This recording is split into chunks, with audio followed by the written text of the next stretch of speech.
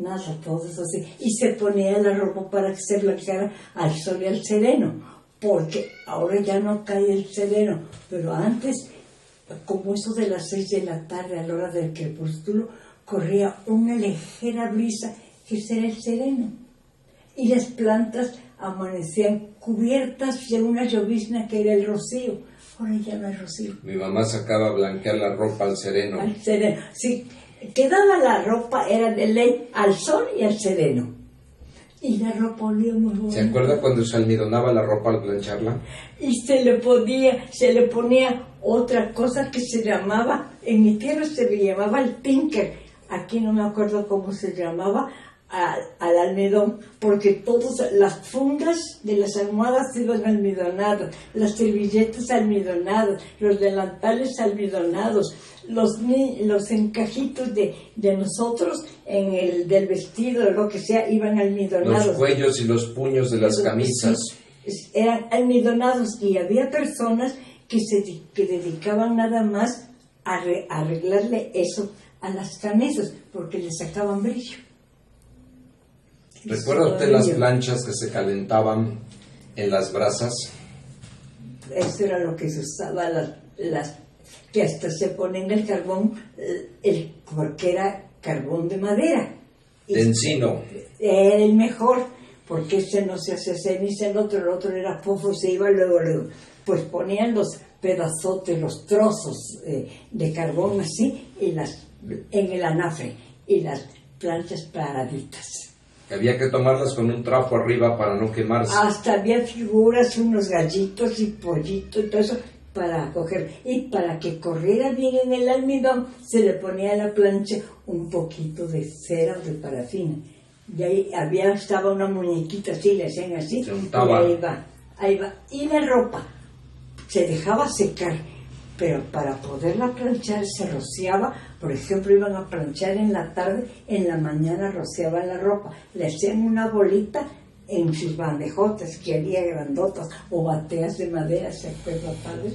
Allí las ponían y las tapaban con algo, se humedecían parejito, y ahí estaban dándose, hasta vaporizaba hasta chillaba, y luego las probaban de calientes con la mano, con saliva, y le pegaban para que chillara. Y cuando chillaba ya estaba bien. Ya sí, según, porque no las capenitas, no. Otra vez a la plancha y cambiarla por otra. Ahí está bueno. Había un trapo para limpiarles la ceniza. Para que no mancharan la ropa. De la ceniza, y ahí, a planchar. Y había los que se llamaban burros, porque metían la ropa en los burros, sí, y ahí está. Que era más fácil para darle la vuelta. Para darle aquellas faldonas que usaban. Las crinolinas, ¿las recuerda usted almidonadas? Almidonadas, pero con almidón crudo para que estuvieran más tiesas. ¿Y cómo sonaban al caminar? Pues hasta una canción hubo que se llamaba Fru Fru, sonaban así. Los miriñaques. Eso ya no es, eso pero un poquito antes, sí, y yo hasta repelaba, porque del almidón me picaba el almidón por aquí, me picaba el almidón por acá, pero iba uno a la escuela como la niña negra, como te dije, sí, almidonada y compuesta. Sí, también se almidonaban todos los trapos, los manteles que se usaban en los altares, los purificadores, los corporales, los manutergios. Y se usaban que los manteles que en la iglesia les hacían figuras, porque a la hora de plancharlos, y después supe cómo se planchaban cuando estuve en el convento con las madres franciscanas, con una varilla de sombrilla la ponían, y cuando acababan de plancharle le jalaban, hacían jocoles, así, no sé si usted se acuerda cómo que el mantel se desdoblaba, aquel mantel, y lo que da para afuera estaba todo, aparte de almidonado y compuesto, estaba haciendo figuras. justo donde tenía que quedar. Ahí, todos los arabescos que tenían de labrados y de tejidos, de bordados, quedaban perfectos. ¿Dónde compraban el carbón, Blanquita? Había carboneros en la plazuela del carbón, que por eso se llamaba la plazuela del carbón, porque ellos llegaban los propios, porque había carbonerías, había accesorios que vendían puro carbón, que se acababa el carbón, había cubeta para el carbón, a ir a traer el carbón, pero ya teníamos, muchas personas tenían su carbonero propio, que se decía, y cada 8 o 15 días llegaba con sus mulas o sus caballos con los costales de carbón ya nada más a entregar. Y en las casas, en la parte de atrás, había siempre un lugar, un sitio, la carbonera, para vaciar el carbón. Todo eso sí. Y lloviera o tronara, llegaban con el carbón y así repartían la leche, los lecheros, cuando la leche era leche, padre, porque ahora pues dicen que es leche, pero quién sabe qué tomamos. Es una fórmula. Sí, quién sabe qué tomamos. Pero leche ya no es. Y venían en sus peroles de lámina galvanizada y la traían en burros, en caballos, y para que no se cortara la leche con los calores, le ponían alrededor unas ramas de tinaja. La rama tinaja. Esa sí venía, sí, ahí venía. Y claro que venían al trote y a la persona que le tocaba, que le abrieran la primera, el perola. Porque andaban con sus litros también. También de lámina. De lámina. A eso se le iban así las bolas de mantequilla. Así, sí, de la crema que subía a la mantequilla. Y si dejaban la leche en las ollas, en lo que es, siquiera 2 horas sin hervir, con una cuchara podían levantarle la crema. ¿Cómo se hacía la mantequilla? ¿Se acuerda usted? Íbamos juntando las natas y se ponía sal. Se salaba. Y se salaba. Y cuando ya tenían un tanto bueno, ya hay que hacer mantequilla, dice mi mamá, y me enseñaron a mí a hacer la mantequilla para que a lavar, a batirla y a lavarla. A separar el suero. Bate y lave hasta que hasta el agua que tomaba consistencia. Estaba ya durita y salía el agua blanquita. Y se lavaba,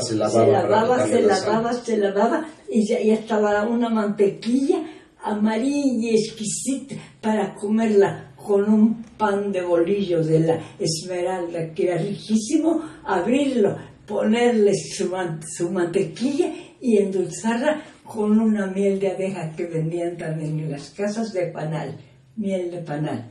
Qué cosa tan exquisita, padre. ¿Qué recuerda usted del incendio del mercado Jáuregui? Ese fue en 1952 y fue en la madrugada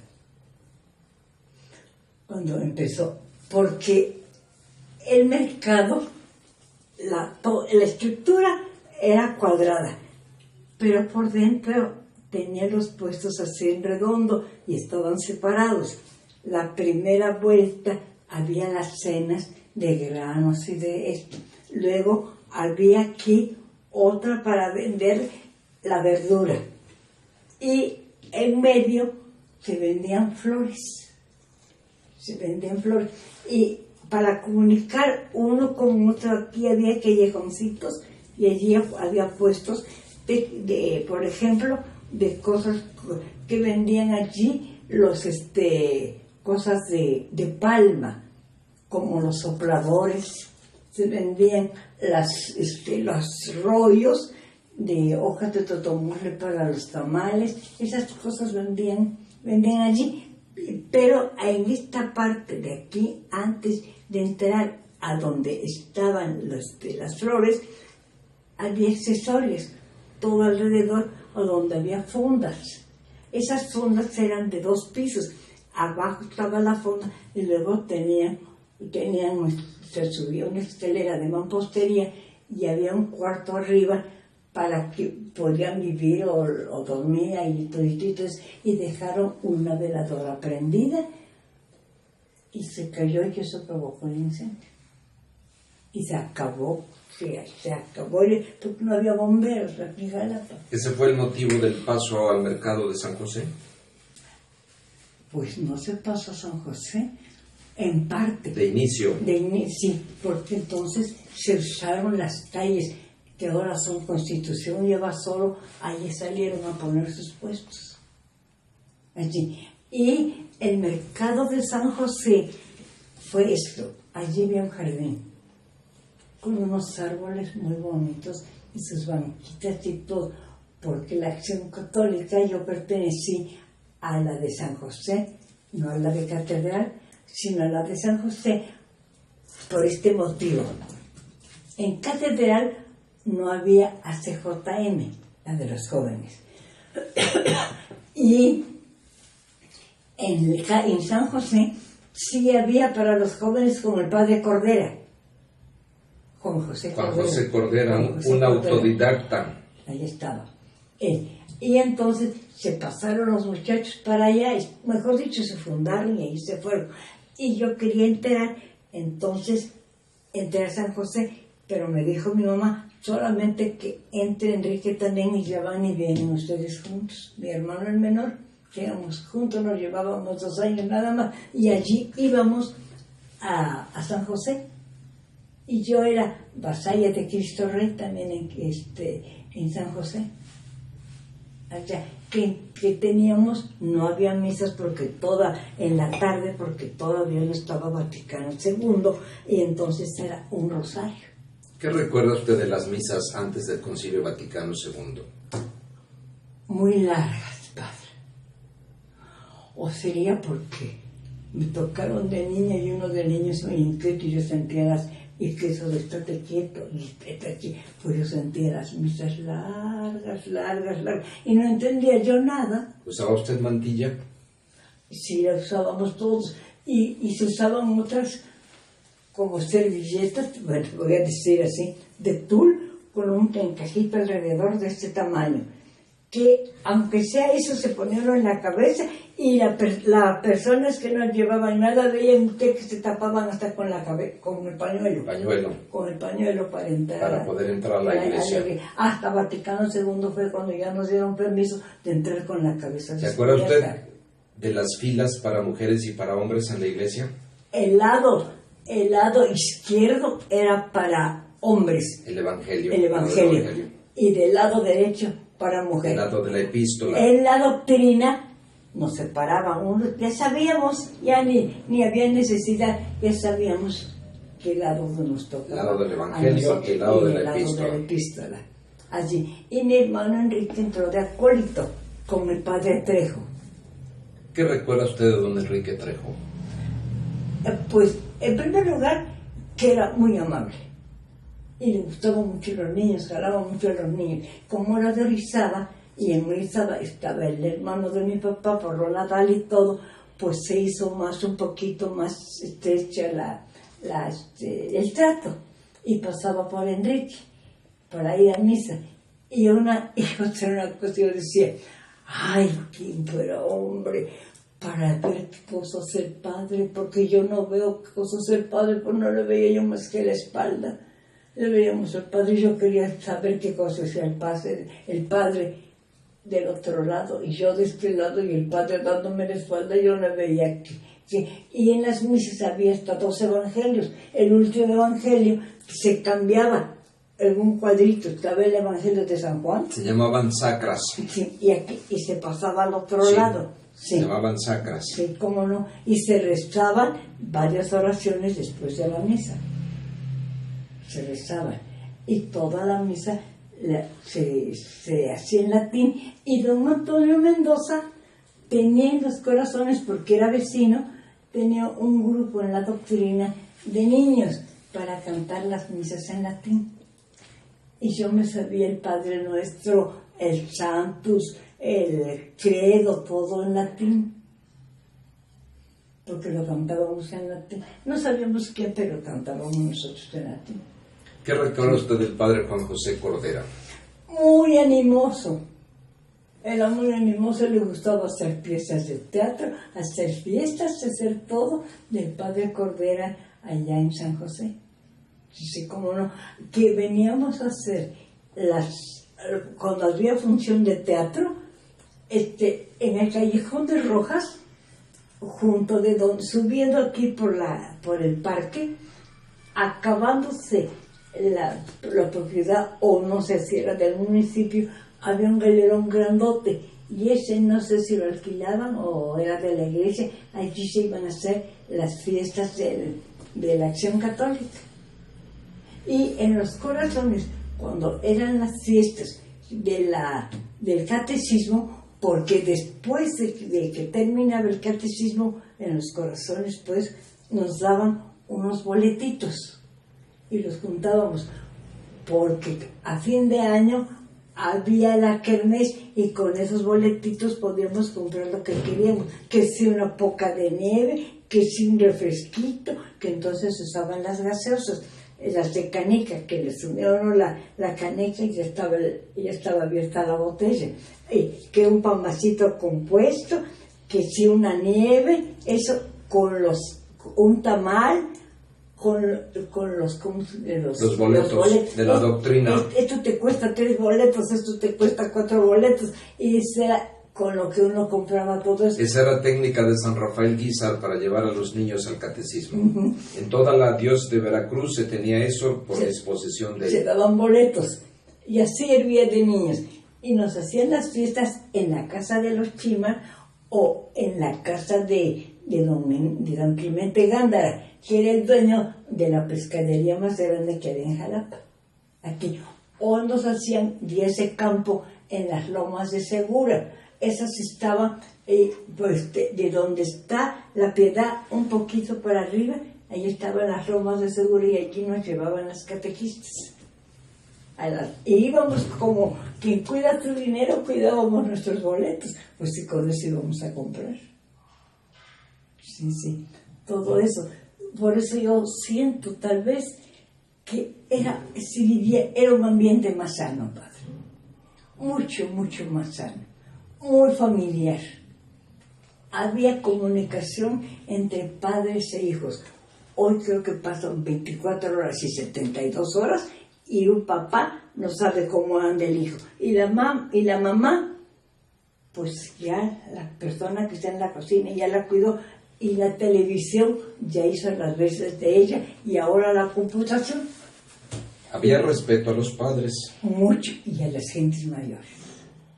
Se Hoy, les daba la cera. A su manera de ver, esto ha cambiado mucho. ¿Cómo ve usted actualmente eso, la relación padres e hijos y jóvenes con adultos mayores? En primer lugar, se ha perdido entre los muchachos el respeto a los mayores y a los padres, porque a mí me ha tocado ver con mucha tristeza que se pelea una madre con sus hijos y hasta se dicen groserías, como se dice vulgarmente, se lamentan.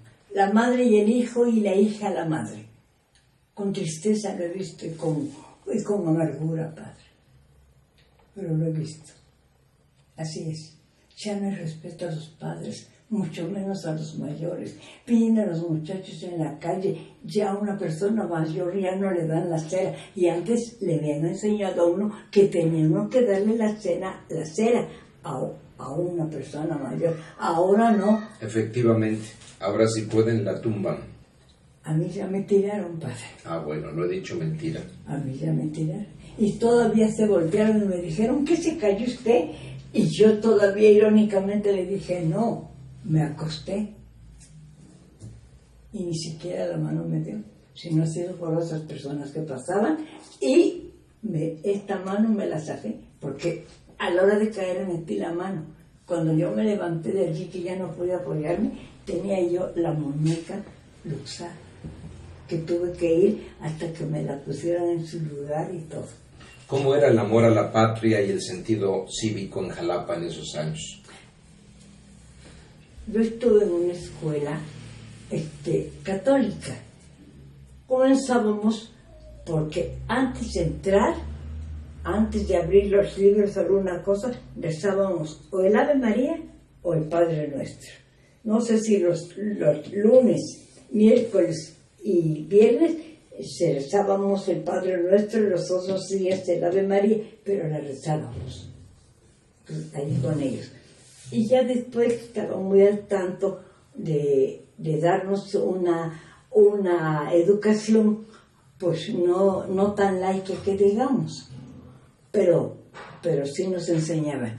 Y había otra escuela aquí, que era la de Cholita Ramos, que a la entrada en el carbón había una imagen del padre de la patria, le decían de Hidalgo, y saludaban todos los chiquillos, padres de la patria, para entrar.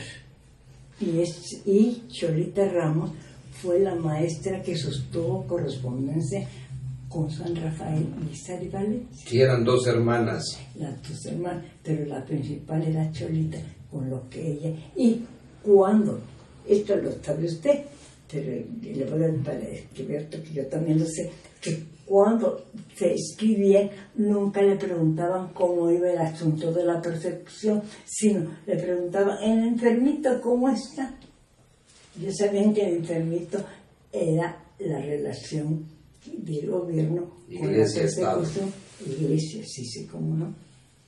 Ahí está. Sí, hay hasta una calle dedicada a ellas, por las hermanas Ramos. Las hermanas Ramos. En la colonia Formosa, sí. Está a un lado de la Divina Providencia. Sí, allí una vez estuve esperando un coche como quién sabe qué tanto tiempo para que pasara, porque fui a misa a la Divina Providencia y me ocurrió irme por aquella calle. Y está muy bonita las casas y muy bonita, sí. Está allí muy bonita, pero muy poco comunicada. Sí, ahí está, hubo eso. Y allá con las Ochoa era lo que teníamos nosotros. A usted le tocó el tiempo del inicio de la televisión, cuando la televisión empezó a aparecer y empezó a transmitir en blanco y negro, con los horarios aquellos medidos que había de transmisión. ¿Cómo era? Pues era como todo lo nuevo que llama la atención. Era el boom. Sí, ahora ya no, porque ahora ya ni aunque viajen ahora a Marte y el hombre vaya a Marte, nadie se admira, porque el hombre ya perdió el sentido de la admiración, el sentido de la emoción. Esto que usted ha dicho es muy importante. ¿Ha perdido el hombre a su manera de ver la capacidad de admirarse? Lo ha perdido, padre. Por una sencilla razón, porque se han venido los inventos y los descubrimientos en una manera, una tras de otra, tan abrumadora, que ya el hombre, lo que hoy ahorita sirve, lo de mañana ya quedó atrás. Ya ahorita van como anticipados ya lo perdió. Antes se admiraba uno hasta de un atardecer precioso, padre, los miraba uno, esos celajes, esos tonos del cielo. Ahora ya nadie se fija en eso, a nadie le llama la atención, la luna ya no llama la atención, porque como ya la pisó el hombre, pues, y antes no. ¿Usted cree que la tecnología ha tenido mucho que ver en eso? Mire, padre, la tecnología para mí ha sido un arma de dos filos. Ha elevado muchas cosas y ha echado y perdido otras muchas, padre. Sobre todo tratándose en el alma del hombre, porque hombre ya no admira nada, ya no admira. Antes decían, ay, hizo Dios esto y esto y esto, todo tan bonito. No, ahora dicen, ya fulano inventó esto, ya Perengano hizo lo otro. Ha perdido mucho, padre, en ese sentido. Mucho lo ha perdido. Ahora ya nadie le agradece nada a Dios porque todo lo ve tan natural y tan que tiene que ser y que tan que se lo merece, que ya se olvidaron de quién es el Creador. ¿Usted cómo siente, padre? ¿Cómo ve? Pues hay mucho de eso. Tenemos muchas ventajas y muchas desventajas. Por eso digo que es un arma de dos filos, padre. Porque el hombre ha progresado mucho. Porque Dios lo ha dejado progresar. No le hemos puesto un hasta aquí, sino como nos hizo libres de nuestro albedrío, pues ahí te vas y tú sabes. ¿Usted recuerda la Cruz Roja en Jalapa cuando tuvo su tiempo de gloria? La primera Cruz Roja que yo recuerdo estuvo en la calle que se llamaba antes Emparan, y ahora es Carrillo Puerto.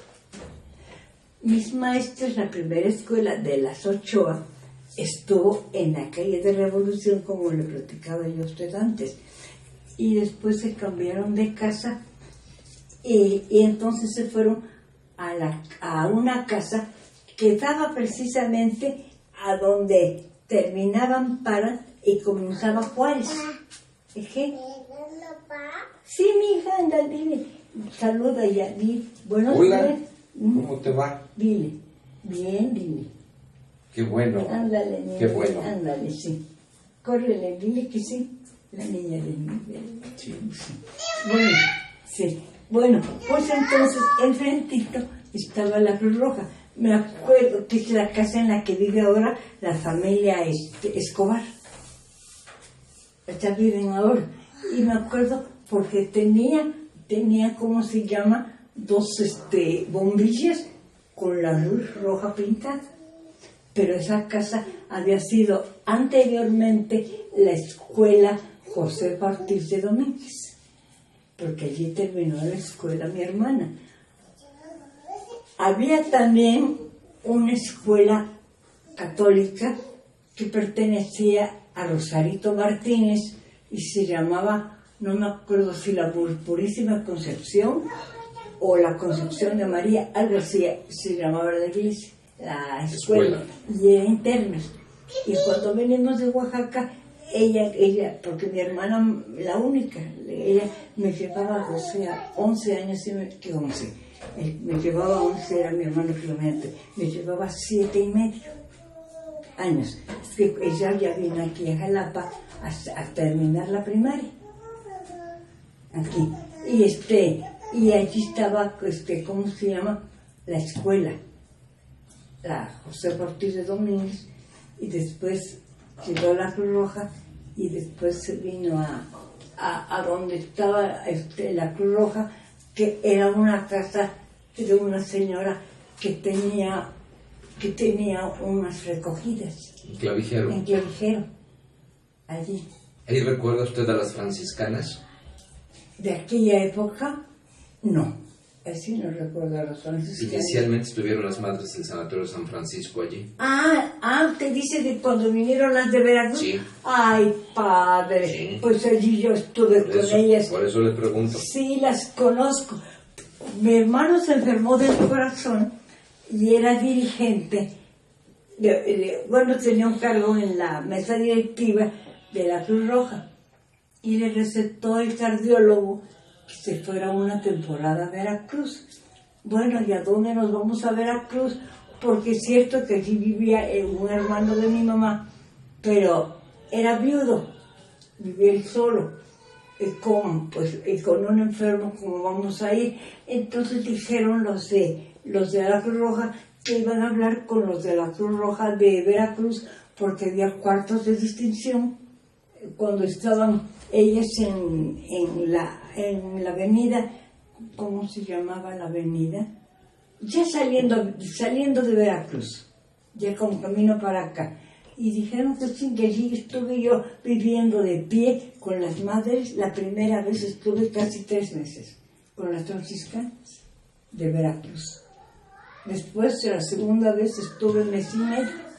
Luego, cuando vinieron aquí a Jalapa, porque la Cruz Roja de Jalapa pidió madres que vinieran a hacerse cargo de la Cruz Roja.